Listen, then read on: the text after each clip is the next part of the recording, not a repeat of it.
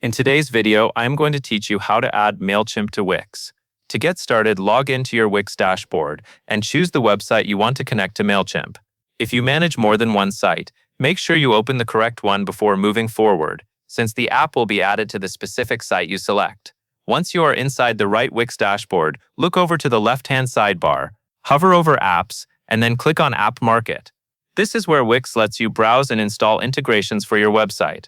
At the top of the app market, you will see a search bar. Type in Mailchimp to quickly find the app you need. When the search results appear, select the official Mailchimp by Intuit Mailchimp app. It is important to choose the official listing so the connection is secure and supported properly.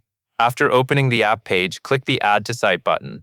Wix will then show you a confirmation window that explains the permissions the app needs in order to sync information between Wix and Mailchimp. Take a moment to review that information so you understand what access is being requested. When you are ready, click Agree and Add. Next, you will see a welcome panel for the integration. Click Continue to begin linking your Wix site with your Mailchimp account. This is the part where the two platforms start the connection process. If you are prompted to sign into Mailchimp, go ahead and log into your account. Make sure you use the correct account if you manage more than one audience or business inside Mailchimp, since this will determine which account gets connected to your Wix website. Once you complete the sign-in step, the integration can begin syncing data between the two platforms, depending on the permissions you approved. If anything takes a few moments to load, that is normal. Just wait for the connection process to finish before leaving the page.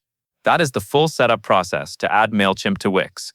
As long as you selected the correct site in Wix, installed the official Mailchimp app, approved the permissions, and signed into the right Mailchimp account, you should be all set. That covers everything you need to know.